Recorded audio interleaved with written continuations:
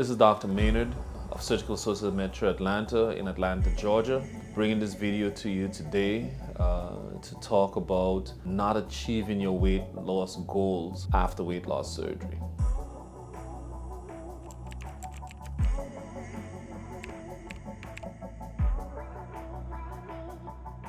When we start, the first thing I would say is you must measure your success. If you don't measure, you do not know. And that helps you stay accountable to the game plan that you put in place. I was told early on in life, even a bad plan well executed will succeed. And so the planning of it is one part of it, and the execution is the second portion of it. How do we measure success? In weight loss surgery, we measure success at 5 years from surgery.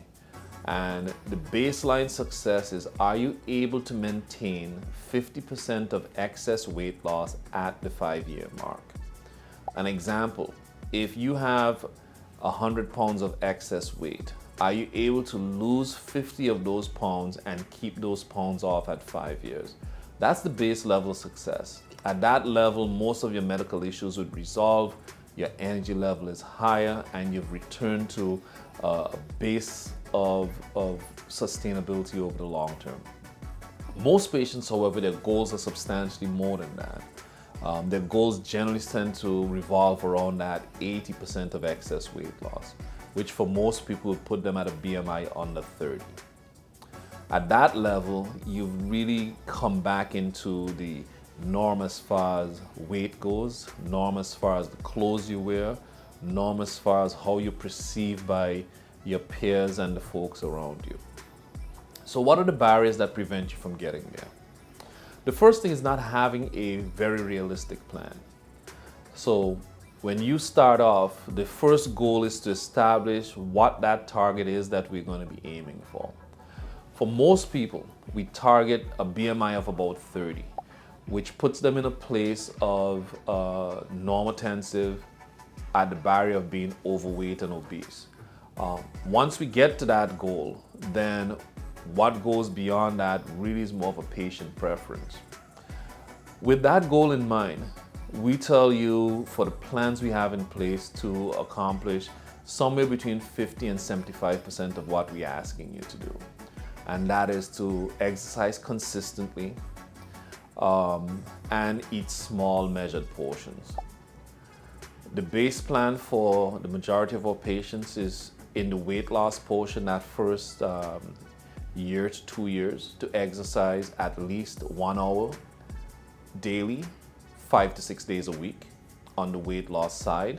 And then weight maintenance is to exercise for that 1 hour 3 to 4 times a week. On the eating side, it's primarily portion control.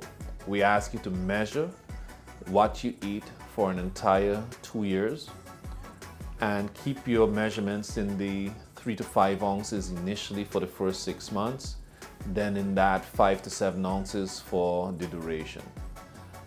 At that rate, there is only a certain amount of calories you can fit into that 3 to 5 ounces. That limits the amount of calories you take in.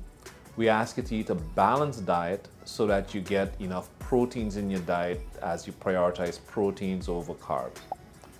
With this basic plan, 80% of our folks, our patients, should be able to get to the goals that they set out.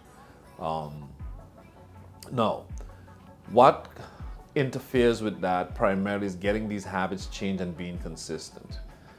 Part of us doing the calendars is to allow you to track your success so you stay accountable, but more importantly, have the ability to review when things are not going well, to review what you've done before and how those things impacted where you are. You also get to review the things you've done poorly and where you are, and that way you can make the adjustments going forward.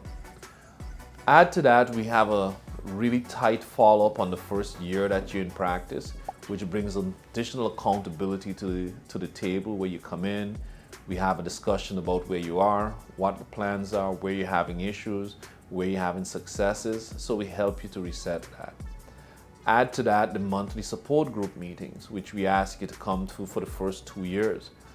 And there again, you have accountability. You typically come by the office before you go to support group. You get weighed in. We have a brief discussion of where you are, and you get to share with your peers your success.